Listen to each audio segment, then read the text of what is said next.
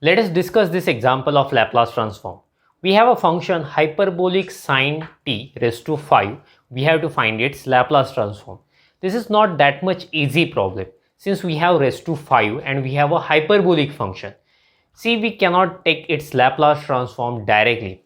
We need to do some adjustment and after that we will take its Laplace transform. That means we will try to remove its power. I will try to express it as a linear combination of few trigonometric function. Let us start to do. What will I do? I will consider the given function we have. Okay, let me write here. We have. Okay, what we have hyperbolic sine raised to 5t. So you know well how to express hyperbolic sine function or hyperbolic cos function in terms of exponential function. We can express it as e raised to t minus e raised to minus t divided by 2 and it has power 5. So I am writing 5 as a power. When we have hyperbolic cos function, simply you have to write plus sign here, the remaining part is same. What will I do? I will expand the bracket. We have numerator, we have denominator, we can take separate powers. So this is equal to e raised to t minus e raised to minus t raised to 5 divided by 32. Since 2 raised to 5 is 32. So maybe that question will be in your mind, how to expand that bracket.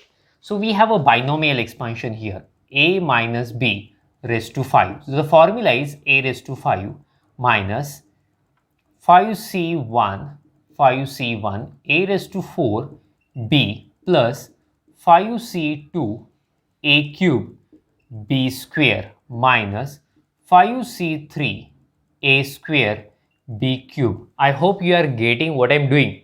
I am writing 5c1, 5c2, 5c3, 5c4 and the last one will be 5c5.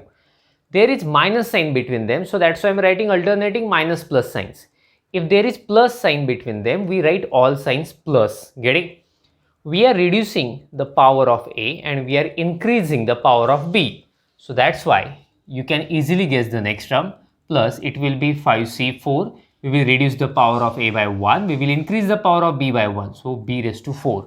Last one will be minus sign there, alternating minus plus signs. 5c5 a raised to power 1. So it will be 0. So a raised to 0 1 and b raised to 5. That will be the last term. That means our first term is a raised to 5 and the last term is b raised to 5, right? So maybe that question in your mind, 5c1, 5c2, how to calculate its value. So we have a very simple formula, NCR, I will write here, NCR, n factorial upon r factorial, n minus r factorial, which we have already studied in 11th standard or 12th standard, right? But I will tell you one Pascal's triangle, using that you can easily find its value. So that Pascal's triangle, this technique is very simple. 1, 1, 1. We always start with 1. 1 plus 1, 2, 1, 1. 1 plus 2, 3. 2 plus 1, 3, 1, 1. We need to simply add 3 plus 1, 4. 3 plus 3, 6. 4, 1, 1. Here 5. Here sum is 10. Sum is 10. Sum is 5. And the last one is 1. We always start with 1 and we end with 1. Right? Simply here we add. So here 5 we getting and the power is also 5. So this row, these values we have to select, we have to take. So multiple of a raised to 5 is 1. The value of 5c1 is 5. Value of 5c2 is 10. Value of 5c3 is 10. Value of 5c4 is 5. And last one 5c5 is 1. So in this way we got direct all values. Getting? So if you have bracket raised to 6, then you need to add one more row. Okay, I will do that. So 1, here 6, sum is 15, sum is 20, sum is 50, sum is 6, last one is 1. So we get the values directly. So using Pascal's triangle, we easily get these values. So let us use this binomial expansion here. Okay, and this Pascal's triangle also. So this is equal to 1 upon 32 I am writing initially. So let us do that. This is our A, this is our B. So e raised to 5t, right, minus, alternating minus plus sign, 5c1 which is 5, e raised to 4t, I will increase its power, e raised to minus t, plus next number is 10, getting? So the first 5 we have taken, next 10, I will reduce its power e raised to 3t into e raised to minus 2t. I will increase its power. Minus, alternating minus plus sign. Next number is 10 again. 10 e raised to 2t e raised to minus 3t. I reduce its power, I increase its power, right? Plus sign now, since alternating minus plus signs. Next number is 5.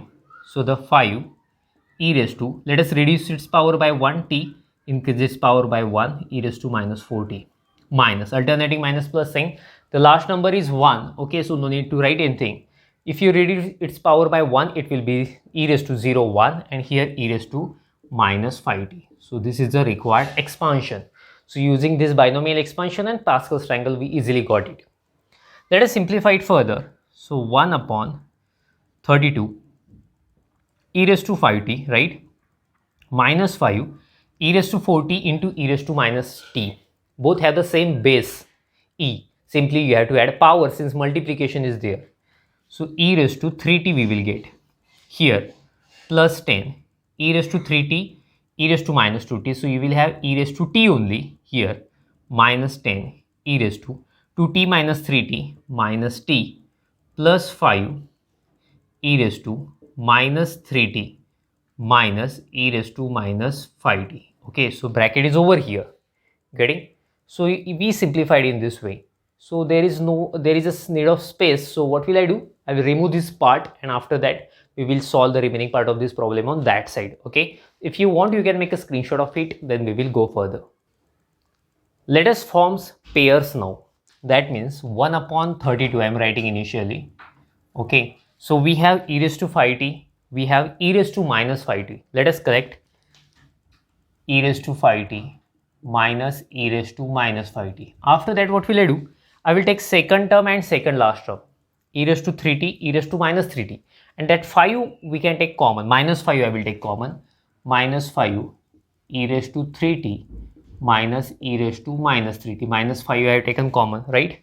After that, from these middle two terms, we can take 10 common. So plus 10 e raised to t minus e raised to minus t. Okay, so in this way we have formed three pairs there. We have 1 upon 32. 32 means 2 into 16. So 16 I will keep at beginning and 2 I will write as a denominator of each term. So this is 32, I am replacing about 1 upon 16 into 2. So that 2 I will take a denominator of each term. That means e raised to 5t minus e raised to minus 5t divided by 2. I am dividing separately. E raised to 3t minus e raised to minus 3t divided by 2 plus 10 e raised to t minus e raised to minus t divided by 2. Okay. So basically the problem was hyperbolic sine t, and we express in terms of exponential function. We can do the same thing in a reverse way.